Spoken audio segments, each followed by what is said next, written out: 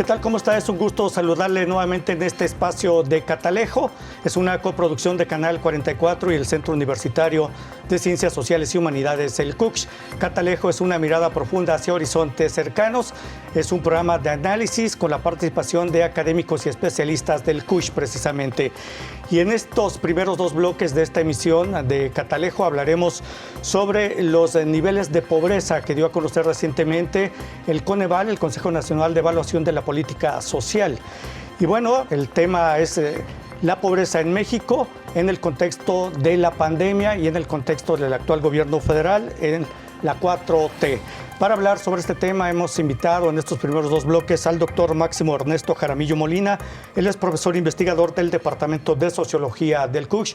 Doctor, bienvenido, gracias por estar con nosotros. Muchas gracias, Antonio, por la invitación y pues temas muy interesantes que va a estar buenísimo estar platicando. Sí, sobre todo porque estamos preparando también un programa. El doctor Máximo Ernesto Jaramillo es una investigación relacionada precisamente sobre los programas sociales, el mito de los programas sociales de la 4T, del cual lo abordaremos en otro espacio, porque en este abordaremos precisamente los datos dados a conocer por el Coneval recientemente. Y bueno, en este contexto de la pandemia, el Coneval señaló que en 2020, el 2020, el año pasado, hubo un incremento de 3.8 millones de personas en situación de pobreza en México, en comparación con 2018, con lo que aumentó del 41.9 al 43.9 el total de la población en esta condición.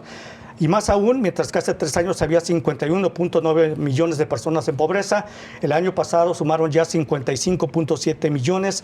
Esto lo dice el Coneval en el informe de las estimaciones de pobreza multidimensional 2018 y 2020. El porcentaje de población en situación de pobreza extrema también aumentó de 7% a 8.5%, lo que significó un aumento de 8.7 a 10.8 millones de personas en 2 años, o sea, 2.1 millones de personas más en situación de pobreza extrema. Doctor, finalmente ahí está la realidad y esta premisa de la que habla el gobierno federal de primero los pobres parece que en la realidad pues no es eso, una realidad. Y bueno, el gobierno federal no reconoce esta realidad que dio a conocer el Coneval. ¿Qué nos puedes comentar al respecto? Así es, la realidad es que es un termómetro muy importante para hablar del desempeño de un gobierno, justo la medición de la pobreza. Si realmente tú sabes que un gobierno está funcionando cuando disminuye este indicador, eso el gobierno totalmente lo puede tomar como algo, como un triunfo en ese sentido. Acá lo que está pasando es que la medida de la pobreza, que es la medida oficial legalmente, viene desde la Constitución, que se ha establecido que el Coneval es quien hace esto, y en la Ley General de Desarrollo Social viene las funciones específicas de esta medición. Bueno, pues aquí el gobierno no puede controlar al final de cuentas qué es lo que salen los resultados del Coneval. Entonces tiene que buscar alguna alternativa para esta narrativa, ¿no? Y sí, lo que nos muestra el Coneval es justo esto, con los resultados que toma de encuestas del INEGI. Son encuestas nacionales que llegan prácticamente, pues más bien a todo el país. Pues lo que vemos es justo esto, que hay este aumento tan importante de la pobreza, que si bien sabemos que es en un contexto de crisis económica, sabemos que es en el contexto de la pandemia, un año sumamente difícil, la realidad es que no en todos los países disminuye con el grado tan fuerte que aumentó en el país. México. Entonces, lo que tenemos es justo un país que no invirtió más en gasto social para atender la crisis económica. Hay datos del Fondo Monetario Internacional, por ejemplo, que muestran que el gasto en México que equivalió a 0.2% del PIB para atender la crisis, pues es mucho menor que países de América Latina que invirtieron cerca de 6-7% del PIB. Es infinitamente menor.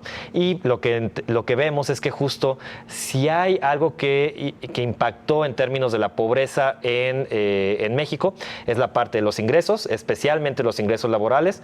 La política social no pudo hacer nada al respecto, también eso muestra la medición del Coneval y los datos del INEGI. Y además, otra cosa que impactó mucho para este resultado de pobreza es la carencia en salud. El acceso a los servicios de salud con este cambio del Seguro Popular al INSABI, ahí el aumento en esa carencia también fue casi se duplicó. Entonces, por ahí más o menos van, las razones que muestran el por qué ahora estamos viendo estos resultados en términos de pobreza, que son distintos a nivel nacional. Hay hay estados que tuvieron un impacto más fuerte. Por ahí está Quintana Roo como uno de los países con el mayor impacto, Baja California Sur.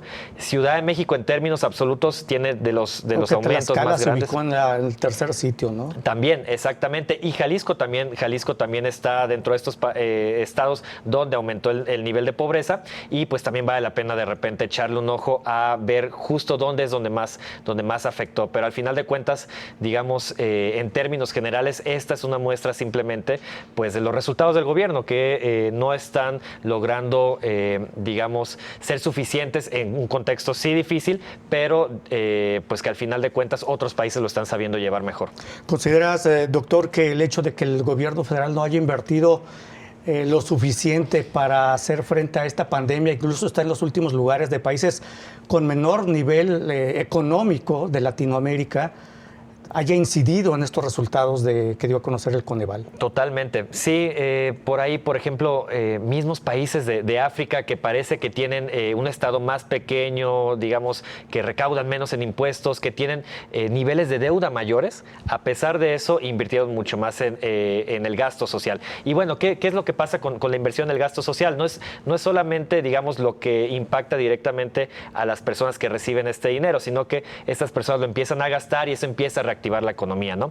Entonces, en ese sentido, la caída, o más bien el aumento que vemos en pobreza va muy de la mano de la caída en el Producto Interno Bruto del país, que fue pues casi de 10% durante 2020. Entonces, va relacionados este tipo de indicadores que muestran claramente pues los resultados pues relativamente pues malos del gobierno federal en términos al menos de bienestar y pobreza. Así es, vale la pena también hacer la acotación de que estos datos que va a conocer el Coneval son con base en encuestas del INEGI, por ejemplo, la de ingreso-gasto en los hogares a nivel nacional, y que mucho tiene que ver con una realidad que los propios ciudadanos le dan a conocer al INEGI, y de ahí tomó el Coneval los datos. El mayor cambio en términos de carencias sociales se presentó, como ya mencionaba el doctor Máximo Ernesto Jaramillo, en el tema de servicios de salud. Aumentó 12 puntos porcentuales, pasó de 16.2 a 28.2%. En ese sentido, hubo un aumento de 15.6 millones de personas con carencia por accesos a servicios de salud, al pasar de 20.1 a 35.7 millones. Lo que tú decías, casi se duplicó precisamente la falta de acceso a servicios de salud en la población.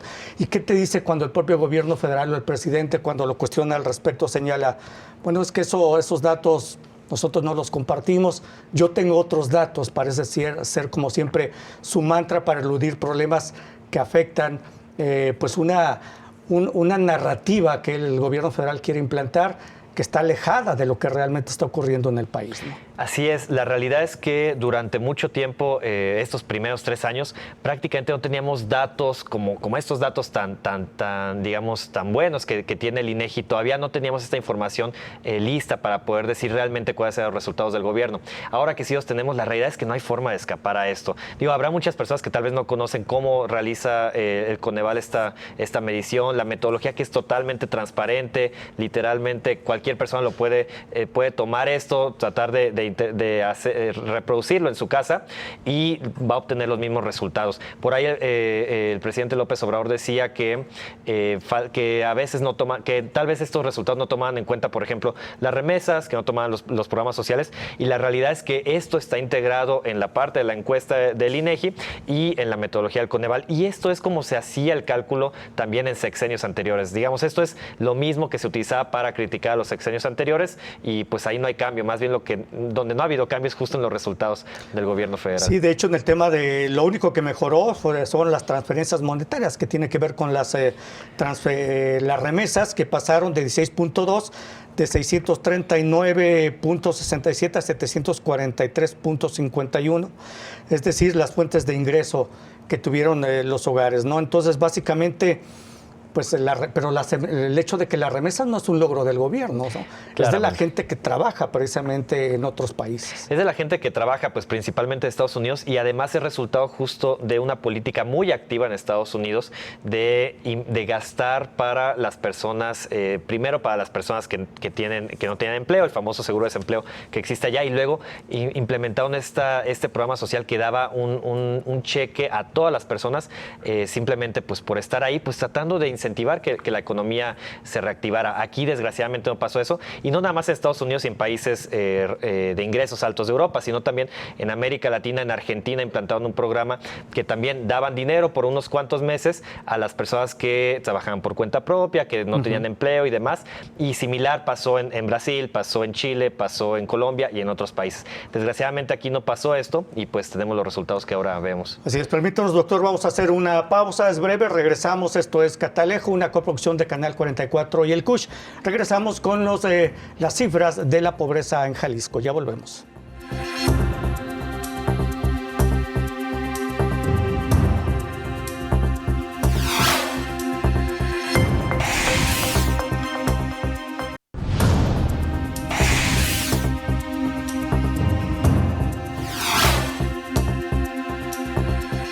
Continuamos en Catalejo, una mirada profunda hacia horizontes cercanos. El tema es la pobreza y en este bloque abordaremos los niveles de pobreza que hay en Jalisco con base a los datos que dio a conocer recientemente el Coneval. Hoy existen en Jalisco un 15% más de pobres con relación a los que había en 2018. Se trata de un aumento de 347,000 personas. A nivel nacional el aumento fue de 7%, equivalente a 3.7 millones de personas. Esto quiere decir que prácticamente 1 de cada 10 nuevos pobres que hay en el país en los últimos 2 años surgió precisamente en Jalisco, y el porcentaje de aumento de la pobreza en el estado es el octavo mayor entre las 32 entidades federativas del país. Doctor, ¿qué te dicen estas cifras? También en Jalisco, al parecer, pues no funcionó. ¿Pero por qué no funcionó? Son realidades distintas, ¿no? En Jalisco parecía que aquí el gobierno sí estaba más preocupado por invertir y hacer frente a la pandemia. Así es, la realidad es que aquí hubo programas sociales que ojalá hubieran estado a nivel nacional, eso es innegable, pero pues sí, también fueron insuficientes. Y ahí lo que tenemos es en parte que las principales metrópolis del país, tanto Nuevo León como la zona metropolitana de Guadalajara y la del Valle de México, pues al final de cuentas fue donde el impacto de la pandemia paralizó mucho más las actividades económicas, ¿no? En ese sentido, pues ahí es donde se concentró gran parte de la caída en el PIB, la caída de la actividad económica, y eso claramente implica de inmediato pérdidas de empleos, pérdidas de ingresos salariales, todo lo otro, digamos, las otras fuentes de ingreso afectadas. Y sí, más bien aquí lo que valdría la pena pensar, y esto desgraciadamente no se puede calcular con los datos del INEGI, es ver cuál hubiera sido el impacto en la pobreza de la pandemia en Jalisco si no hubiera existido estos programas sociales locales. Desgraciadamente, la encuesta del INEGI, al ser nacional, está más enfocada en captar los ingresos de los programas sociales federales, no tanto en los locales, pero al final de cuentas sí tenemos este aumento de pobreza en Jalisco. Por ahí algo también que vale la pena poner el énfasis es cómo los programas sociales federales ahora tienen una menor cobertura en Jalisco comparando 2018 con 2020, y eso es también algo que vale la pena profundizar. Fue parte quizá del problema y por eso se detectaron estos niveles, el incremento de pobres en Jalisco. En gran medida, el menor sí. Impacto de los programas sociales. El menor impacto de los programas sociales. Lo que tenemos es que en 2018, por ejemplo, los hogares en Jalisco que estaban en situación de pobreza extrema, pues al final de cuentas el 63% de estos hogares recibían un programa social federal, y ahora tenemos solamente 52%, ¿no? Entonces, a nivel nacional, más bien en Jalisco pasó de 38% la cobertura a 26%. Entonces, si tenemos hogares en pobreza extrema, que son muchos, y que estabas hablando ahorita de estas cifras, donde solo 1 de cada 4 reciben un programa social federal, pues esto nos muestra el bajo alcance de los programas sociales federales. Y al final de cuentas, los presupuestos tan bajos que existen en los estados, que esto es en gran medida también algo crónico e histórico de una mala capacidad de recaudar por parte de los estados, y es algo criticable totalmente a los estados, pues al final de cuentas no tienen la capacidad suficiente para invertir en gasto social para tratar de darle la vuelta a la crisis económica. Por supuesto. Bueno, en el tema de la pobreza extrema, que es otra categoría que también se mide en el Coneval, en este caso están quienes no tienen siquiera un ingreso que les alcance para adquirir la canasta básica alimentaria, no les alcanza ni para comer, básicamente. El número de pobres extremos en Jalisco creció 33% en estos 2 años. De hecho, el incremento a nivel nacional fue de 24% y aquí fue de 33%. Sí. Sí, un poco más alto y realmente, digamos, esta población que está en situación de pobreza extrema, que justo en total llegan, en Jalisco superan, pues prácticamente llegan al 3% de la población de los hogares, como lo decías, es una situación de privación muy, muy, muy alta. O sea, realmente las carencias que tienen, los ingresos que tienen son muy bajos y la situación es muy grave, es prácticamente una hambruna, ¿no? Entonces, eso es algo que debería urgir al gobierno para tratar de efectuar o implementar programas sociales ahí. Otro dato que también es importante, tanto de la pobreza extrema, es la población que está por debajo de la línea de pobreza extrema, ¿no? En términos solamente de ingresos. Normalmente, más bien, la metodología del Coneval toma tanto educación, salud y otras dimensiones, pero cuando nos centramos solamente en ingresos, lo que tenemos es que en Jalisco, pues 7% de las personas están por debajo de esta línea de pobreza extrema de ingresos. La realidad es que la línea de pobreza extrema es muy baja. Hay otras mediciones de pobreza que critican lo bajo que es, porque realmente no alcanza ni siquiera para comer, ya no digamos para cocinar, y pues hay 7% de la población en Jalisco viviendo en esta situación, que también es mayor que hace 2 años en 2018. Sí, según los datos del Coneval, en tema de pobreza extrema, en Jalisco hay 62,700 personas que ingresaron a esta línea de pobreza extrema, que no tienen para lo más básico, que es la alimentación.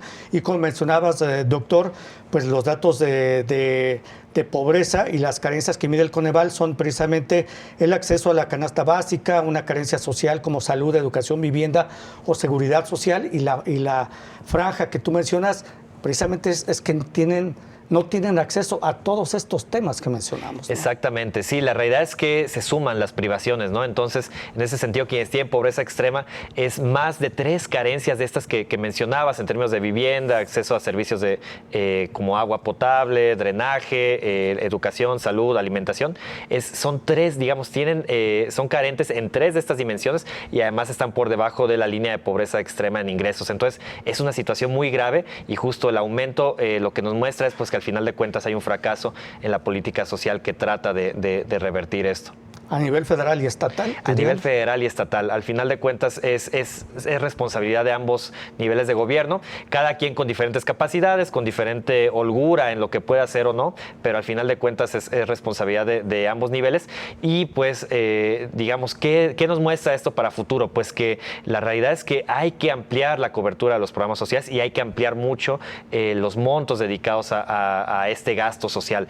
Eso implica, por otro lado, hablar también de que el presupuesto que tiene el gobierno federal y el gobierno estatal es insuficiente. Entonces, por ahí también hay muchas, digamos, exigencias a nivel mundial de cómo esta crisis económica no vamos a poder salir de esta crisis económica y de poder salvar en términos de igualdad a las personas en mayor situación de pobreza si no se cobran más impuestos a las personas más ricas. Eso también es otro tema que se ha hablado mucho a nivel mundial. En México, desgraciadamente, al menos a nivel federal, se dice que no se va a tocar esto, pero pues el presupuesto tiene que aumentar para tratar de ayudar a quienes están más abajo. Sí, y bueno, como mencionamos en el bloque anterior, el tema del acceso a los servicios de salud casi se duplicó quienes no tienen este acceso a servicios de salud. En Jalisco, precisamente la desaparición del Seguro Popular y la no consolidación del INSABI, que aquí pues no llegó, tuvo un efecto demoledor entre los sectores más pobres. En tan solo 2 años, 15 millones de personas dejaron de tener acceso a servicios de salud. Esto a nivel nacional. En Jalisco perdieron el acceso a la salud 1,278,000 personas, es decir, el 8,5% del total nacional. Ahí está otro dato de cómo pues esta situación afectó y Jalisco se convierte en uno de los 8 estados con mayor afectación precisamente en temas de pobreza. Así es, y este dato de salud es muy importante porque al final de cuentas lo que hizo el INSABI es decir, pues nosotros vamos a atender a quien quiera, ustedes pueden venir, no necesitan estar afiliados. Entonces por ahí una de las razones que se hablaba desde las mañaneras era que pues muchas personas a lo mejor le habían dicho al INEGI que no tenían INSABI porque no se reconocían o no sabían que podían ir sin estar afiliados. Pero la realidad es que también hay otros datos que han analizado otras organizaciones civiles. Por ejemplo, el CIEP analizó el uso de estos sistemas de salud y lo que encuentra es que pues sí, efectivamente el INSABI lo usa muchísimas menos personas que lo que usaban anteriormente el Seguro Popular. Entonces no es solamente que no nos reconozcamos como derechohabientes del INSABI, sino que realmente por alguna razón, tal vez por la falta de presupuesto, tal vez por la misma pandemia y como hubo una reconocimiento reconversión hospitalaria. Al final de cuentas, las personas fueron más, en esta ocasión, en 2020, iban más frecuentemente a medicina privada a atenderse gastando, y el gasto de bolsillo aumentó 40% en México frente a, digamos, lo que era anteriormente. Y bueno, no sé si tuvo precisamente repercusiones en los datos que dimos, pero en Jalisco no está funcionando el INSABI y no sé si eso afectó precisamente junto con la desaparición del Seguro Popular al incremento en estas cifras de personas que no tienen acceso a servicios de salud, ¿no? Sí, totalmente. Al final de cuentas, esta reconversión hospitalaria también saturó mucho más los hospitales, lo cual no se reconoce por el gobierno, hay que decirlo, dicen que los hospitales siempre tuvieron capacidad, y pues este problema entre el gobierno de Jalisco y el gobierno federal en términos del INSABI y adherirse a él, pues está afectando muy gravemente en el acceso al derecho a salud de las personas. Entonces es algo que claramente se tiene que reconocer para ver cómo se arregla y que esto no siga afectando la situación de pobreza de las personas en el Estado. Muy bien. Pues muchas gracias, doctor Máximo Ernesto Jaramillo Molina, profesor e investigador del Departamento de Sociología del CUSH. Abordaremos luego otros temas que tienen que ver precisamente con estos mitos de la política social de la 4T en próximas emisiones de Catalejo. Doctor, muchas gracias. Muchas gracias por la invitación y aquí estamos cuando gusten. Bien, muchas gracias. Vamos a hacer una pausa breve. Regresamos a los terceros bloques que siguen de Catalejo, coproducción de Canal 44 y el CUSH. Ya volvemos.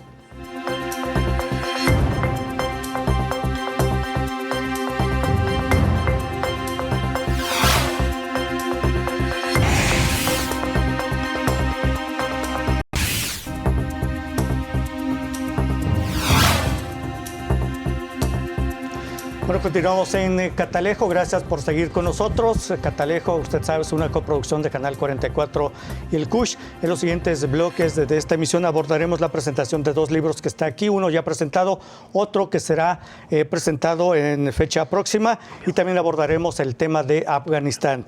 Doy la bienvenida al doctor Alberto Rocha Valencia, jefe del Departamento de Estudios Ibéricos y Latinoamericanos, el DEILA del CUSH. Doctor, gracias por estar con nosotros. ¿Cómo está? Muy buenas tardes. Muchas gracias por la invitación y buenas tardes al público también que nos está escuchando y observando. Gracias, doctor. Y el doctor Jaime Tamayo, jefe del Departamento de Estudios sobre Movimientos Sociales, el DESMOS del CUSH. Doctor, gracias por estar con nosotros. Gracias, Toño. Un gusto estar aquí con ustedes. Bueno, primero abordaremos el tema de estos libros. El primero de ellos ya fue presentado.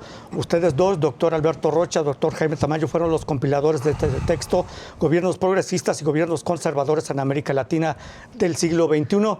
¿Cuál es el fundamento y sobre todo el contenido de este libro, doctor? A ver, muy rápidamente voy a contextualizar. En realidad, el libro que salió más recientemente, el primero en haber salido, en realidad es en términos cronológicos, es el segundo. Este libro más que está allí, más grueso, digamos así, es un libro que aborda los años 2000-2015 más o menos, que es el periodo en el cual en América Latina se sucedieron gobiernos progresistas que fueron predominantes de alguna manera. Y eso fue muy importante. Y entonces nosotros lo que hacemos es estudiar ese periodo y vemos cómo se produjeron cambios y transformaciones que fueron de alguna manera al encuentro de todo lo que se había hecho en años anteriores. Cuando me refiero a años anteriores, estoy refiriéndome a gobiernos de carácter neoliberal, conservadores, etc. Entonces, eso es lo que hay en este libro que cronológicamente debió ser el primero. Y en el segundo libro vemos desde el 2016... Este, por ejemplo, es el que ya se presentó. Ese que ya se presentó. Y este se va a presentar todavía lo vamos a presentar. Lo que pasa es que se demoró un poco, ¿no? Se demoró un poco, pero bueno. El segundo que está aquí es que el primero es indudablemente América Latina en el orden mundial del siglo. Ese que vemos en pantalla, por ejemplo, es el que ya se presentó y es el de gobiernos progresistas y gobiernos conservadores en América Latina, ¿no? Y entonces el de gobiernos progresistas es el segundo. El primero es el del orden América Latina en el orden mundial. Y en este segundo, nosotros de alguna manera está contextualizado entre los años 16 hasta pues los 2020 más o menos, ¿no? Y entonces sí es muy interesante porque ¿qué es lo que hay en el texto? En el texto vemos el cambio y transformación que se va a producir, en el cual los gobiernos neoliberales y conservadores vuelven al predominio y los gobiernos progresistas indudablemente retroceden. Y eso es muy interesante porque nuevamente se ven qué es lo que pasa, qué es lo que está pasando y cómo América Latina se predispone con políticas exteriores distintas, con una geopolítica distinta, diferente a la anterior. En el primer texto hay una suerte de búsqueda de la autonomía de la región por parte de los gobiernos progresistas. En el segundo texto lo que vemos es de que hay una vuelta en las políticas exteriores de los gobiernos latinoamericanos muy neoliberales y conservadores a las relaciones estrechas con Estados Unidos. Entonces lo que hay, digamos, en el contexto, pero de ahí indudablemente hay un análisis de las políticas internas de cada uno, de varios gobiernos, y eso es lo que hace rico cada uno de los textos, ¿no? Sí, ¿cómo definen ustedes un gobierno progresista y un gobierno conservador? Bueno, aquí el concepto de gobierno conservador no tiene que ver con esta visión decimonónica que a veces escuchamos en México, ¿no? Sobre todo desde la figura presidencial. No, tiene que ver con ciertas políticas que, por cierto, muchas veces estas son tomadas por algunos gobiernos de izquierda o que en el contexto general llamemos progresistas, que se relacionan con las cuestiones de los derechos, digámoslo así, individuales nuevos, ¿no? Desde el asunto del derecho al matrimonio entre personas del mismo sexo u otro tipo de cosas. Pero lo que caracterizaría a estos gobiernos básicamente, y por eso yo diría que habría que ver esto de gobiernos progresistas también con un sentido de gobiernos de izquierda, es el de una aplicación de una política social que tiene diversos canales y diversos alcances. Es decir, que puede ir desde un gasto social importante en algunos aspectos de lo que conocemos como los derechos sociales, salud, educación, etcétera, hasta lo que tiene que ver precisamente con mayor búsqueda de la igualdad en los ingresos, con altos impuestos y altos salarios, una mayor redistribución con recursos o subsidios a cuestiones que tienen que ver con la vida común o de la mayoría de la población, y que en algunos casos pudieran apuntar incluso a una perspectiva más socialista o por lo menos a una política de estatización de la economía en aras del interés de la mayoría de la población, ¿no? Entonces, en ese margen, digamos, se puede mover lo que sería el progresismo, y los conservadores, o los que llamemos conservadores, básicamente caben en el modelo neoliberal, es decir, la restricción del Estado a su mínima expresión, el control de los salarios, la liberación de los precios, la supuesta libertad de mercado, que al finalmente es la libertad de los monopolios, y bueno, en este sentido caben dentro de lo que alguna vez se conoció como el consenso de Washington, ¿no? Y que nosotros vimos cómo fue derrotado en buena medida en América Latina desde inicios del siglo XXI, bueno, de hecho de finales del siglo XX en varios países, y parecía haber regresado ya en los últimos 5 años, pero afortunadamente hay un reposicionamiento de los gobiernos progresistas, como lo estamos viendo, y ya se apuntó en algunos textos de ahí, como en la Argentina de Macri, por ejemplo, ya estaba en crisis y regresaba el kirchnerismo o esta posición, digamos, del peronismo de izquierda. No aparecía todavía el golpe de Estado en Bolivia, pero bueno, vimos cómo este golpe fue derrotado en menos de un año, prácticamente en un año, ¿no? Brasil, que bueno, ahí se muestra precisamente cómo se dio este golpe de Estado, o los golpes suaves que se dieron en otros lados también, pero en el caso de Brasil, que trató de desmantelar toda la herencia de Lula, y vemos cómo ahora Lula está a punto de regresar nuevamente, ¿no?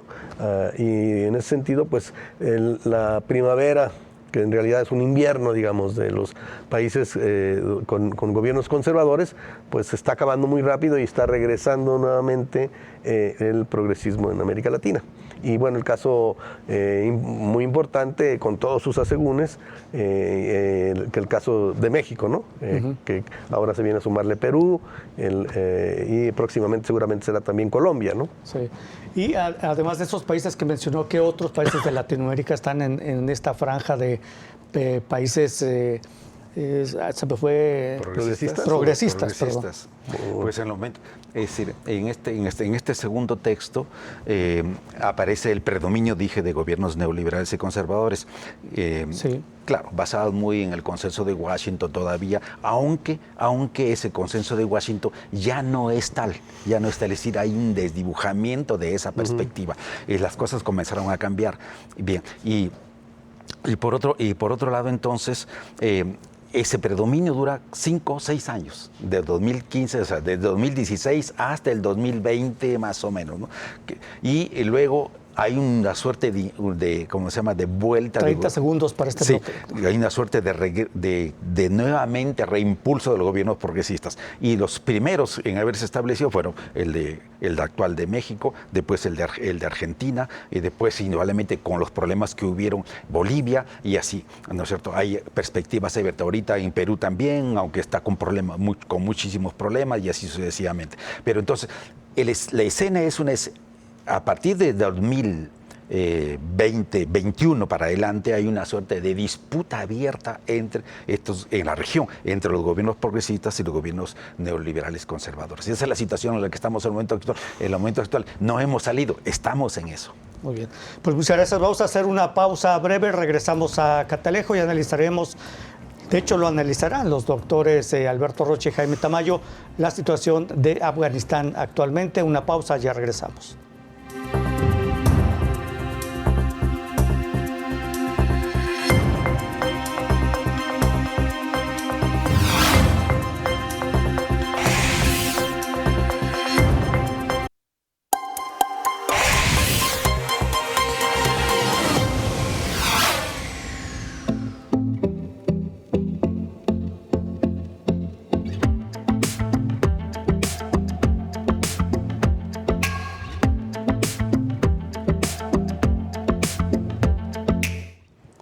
Bueno, continuamos en Catalejo, coproducción de Canal 44 y el CUSH. Y en estos segmentos que quedan en esta emisión se abordará el tema de Afganistán. ¿Qué es lo que ha pasado recientemente? Bueno, seguramente usted se enteró el avance de los talibanes en esta nación que prácticamente ya tomaron el poder. Y bueno, a veces uno se pregunta qué pasó con los 300,000 efectivos que tenía el ejército de Afganistán, que sucumbieron ante el embate y el empuje, se dice, de tan solo 75,000 talibanes. ¿Cómo es que colapsó Afganistán? ¿Qué pasó en Afganistán? Que precisamente colapsó el gobierno, hasta el presidente huyó, ¿no?, de esta nación. Bueno, mucha gente quiere salir de esta nación. Doctor Jaime Tamayo, ¿qué ocurre en Afganistán? Bueno, lo que ocurre es que hay un gran rechazo a una invasión y esto fortaleció a un grupo de militantes yihadistas formados inicialmente por la CIA en colaboración con el Servicio de Inteligencia de Pakistán y Arabia Saudita, que constituyeron estos conocidos como los talibanes, que fueron de hecho formados en Pakistán, y antes de ellos, y como base de lo que fue luego que los alimentó a su vez a ellos, grupos yihadistas conocidos como los mujahidines, que Estados Unidos preparó en Pakistán para derrocar a un gobierno revolucionario que existía en Afganistán, un gobierno revolucionario que había creado condiciones muy modernas donde las mujeres andaban sin velo y en minifalda y estudiaban en las universidades, se llenó de universidades, y esto provocó que el gobierno afgano pidiera apoyo a la Unión Soviética para hacer frente a esos 30,000, digámoslo así, terroristas que habían sido enviados por Estados Unidos, preparados desde Pakistán. Y ya desde ahí, digamos, comienza el problema, porque luego se dijo, es que fue la invasión soviética. No, esto fue 6 meses antes de que entraran las tropas soviéticas, y las tropas soviéticas entraron a petición del gobierno y sobre todo del partido, porque además se creó un problema interno, y entran a pesar de que el gobierno ruso o soviético no estaba de acuerdo en que Afganistán pasara a ser parte de un gobierno más bien socialista y adscrito, digamos, a la esfera de influencia soviética, sino que se mantuviera como un gobierno neutral, como una especie de colchón. Esa era la idea de los soviéticos. Por eso tardaron 6 meses en responder a la petición. Bueno, esto respondía precisamente a una política de los Estados Unidos promovida por Brzezinski. En ese momento era el el superasesor de Carter, que buscó crear las condiciones para crear lo que ellos dijeron un Vietnam para la Unión Soviética. Y efectivamente la entrada de la Unión Soviética pues provocó malestar entre un pueblo, digamos, formado de diversas tribus que se trató de modernizar en la revolución, pero seguían siendo comisiones muy primitivas, sobre todo en el campo, y esto fue aprovechado para ir formando en las famosas madrazas o seminarios, llamémosle así, del Islam que habían en Pakistán, terroristas bajo la lógica de que había que salvar la fe, algo así como cristeros aquí, pero formados por pakistaníes y sobre todo por sauditas, con dinero saudita en territorio pakistaní y con financiamiento y sobre todo con instrucción militar de los Estados Unidos. Esto fue lo que luego se conoció como los talibanes. Talibán significa estudiantes y eran los estudiantes de estas madrazas o de estos seminarios, llamémosle, que luego de derrocar, después de que sale la Unión Soviética y se sostiene el gobierno durante 5 o 6 años, el gobierno revolucionario, bueno, finalmente con todo el apoyo de los Estados Unidos, de Pakistán y lamentablemente de China, que veía también una manera de golpear a los soviéticos en ese momento en el que había una ruptura, pues terminan derrocando el gobierno revolucionario. Ya la Unión Soviética se había disuelto y esto se da más o menos en 95, y entonces se constituyen ya como talibán. Y el talibán luego se apodera del gobierno. Ellos eran pues una creación directamente de los Estados Unidos, como Al Qaeda, que fue una creación de los Estados Unidos, con el mismo objetivo de derrocar al gobierno revolucionario y poner en una situación difícil a la Unión Soviética, meterse en un territorio inmediato pegado a los países que formaban parte de la Unión Soviética en Asia Central, y en este sentido, pues son los monstruos que crean, como crearon después el Estado Islámico, lo que yo he llamado los Frankenstein. A Frankenstein lo crea el doctor Frankenstein y luego se vuelve contra su creador, ¿no? Y además no lo puedes parar, no es que tú lo creas para que acabe y mate y destruya allá y luego ya lo mandes a dormir a su casa, no. Creaste el monstruo y ya no puedes acabar con él. Y ese monstruo es el que acaba de regresar, que nunca pudo irse porque les crearon una gran conciencia de rechazo a las invasiones, al nacionalismo, y que todos los que venían del exterior, en este caso los soviéticos, ahora cualquier otro, incluidos los propios gringos, pues venía a destruir su fe y vendría a destruir su nación. Entonces esto hace que cuando los talibanes simplemente se van y se refugian en Pakistán, donde siempre tuvieron apoyo, aun cuando ya los Estados Unidos ya no los veían bien, pues ahí encontraban un espacio, digamos, de refugio, aparte de las montañas, y como era una fuerza, digamos, como este tipo de grupos terroristas muy primitiva, pues sus bases eran los hijos de los pastores y de los agricultores, sin mucha formación, ni mucho menos. Y bueno, pues era muy fácil también dispersarse en el medio rural afgano. Entonces, sobreviven en esas condiciones, pero crecen, y además se crea el talibán pakistaní, obviamente, bajo la misma lógica, y nunca se va a saber realmente el número que hay, porque entran y salen libremente de la frontera. Son cifras que se dan a conocer. Exacto, ¿no? Porque no es posible, porque están no es posible hacer un censo, ¿no? Están transitando entre Pakistán y Afganistán.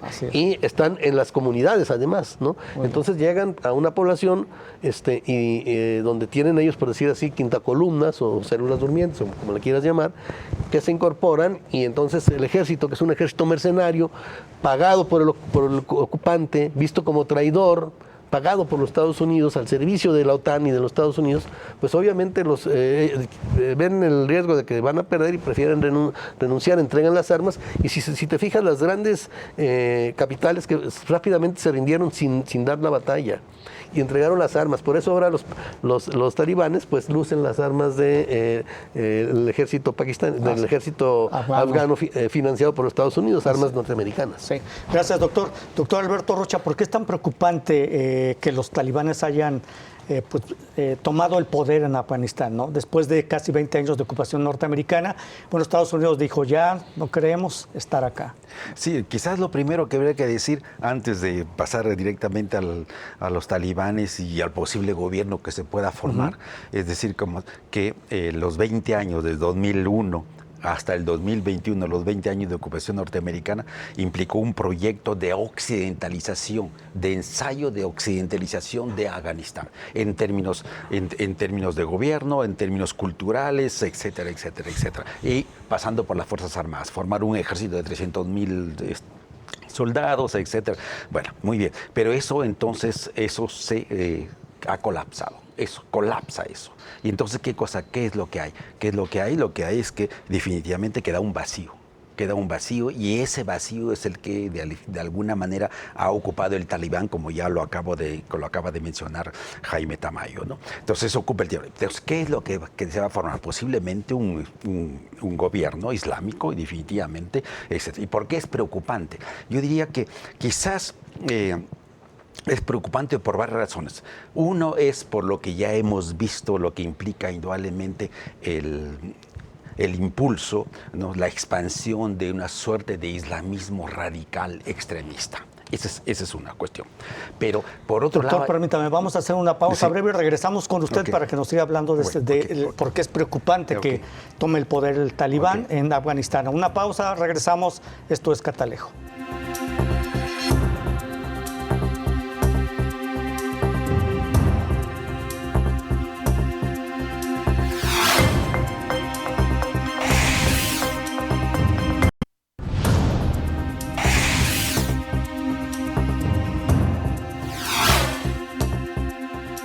Bueno, continuamos en Catalejo, coproducción de Canal 44 y el CUSH.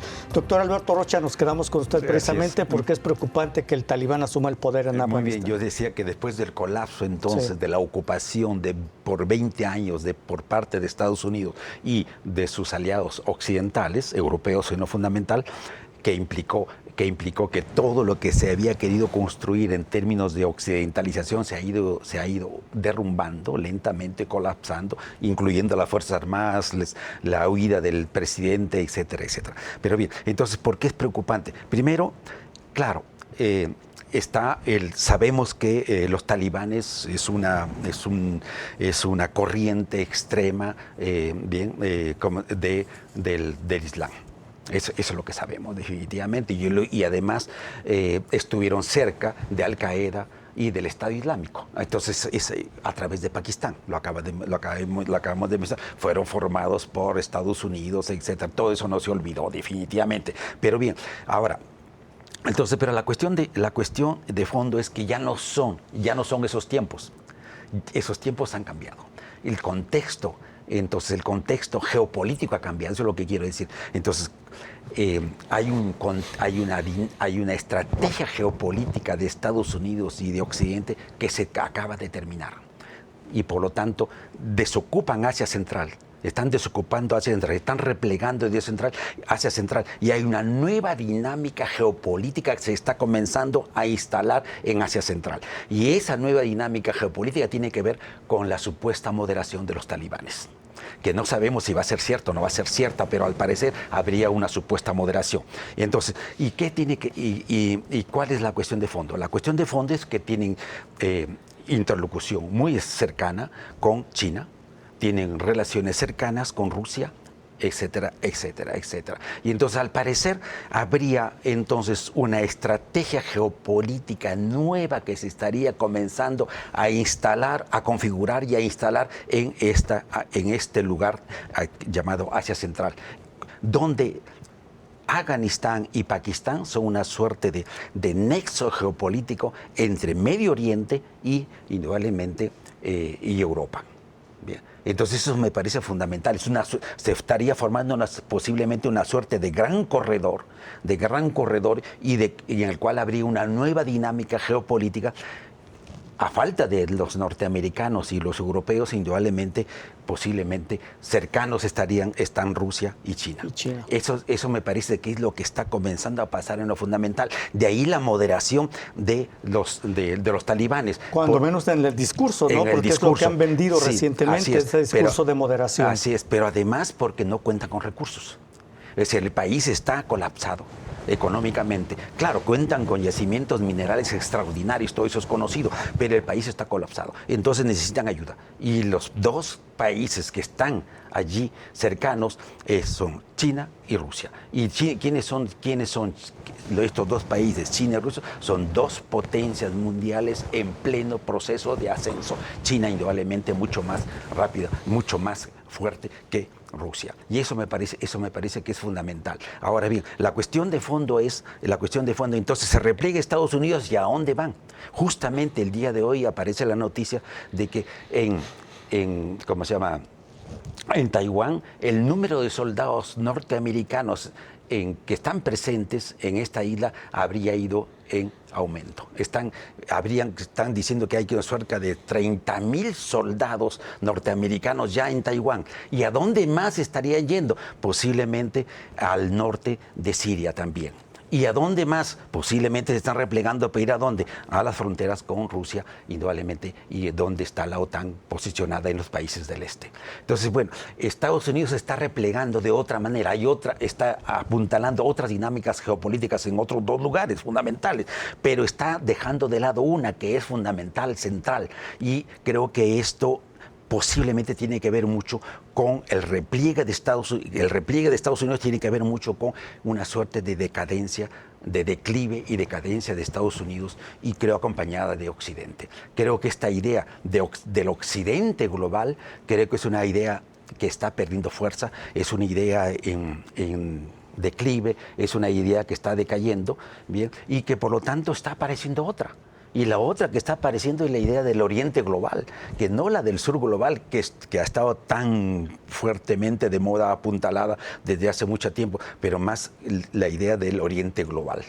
El Sur global, es decir, el Sur global que implicaba a los BRICS en el liderazgo, ese Sur global ha perdido fuerza. ¿Por qué? Porque India fue cooptada por Estados Unidos, Sudáfrica también fue cooptada por Estados Unidos, y Brasil está siendo desmantelada con el presidente Bolsonaro, que es un aliado de Estados Unidos, definitivamente. Entonces, ¿quiénes quedan? Quedan Rusia y China.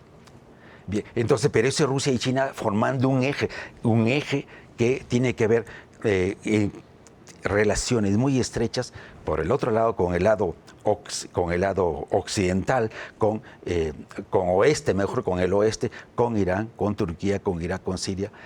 No estoy seguro si con Arabia Saudita. Y ese es el eje que se está constituyendo. Y hacia abajo jalando Pakistán, en el sur de Afganistán, involucrando también a Pakistán, posiblemente, que es un aliado de Estados Unidos, pero que está en una situación ambivalente. Y hacia arriba, en el norte, los Turkmenistán, Uzbekistán, estos 4 países que son importantes, que están en la parte superior de Asia Central, indudablemente, y China.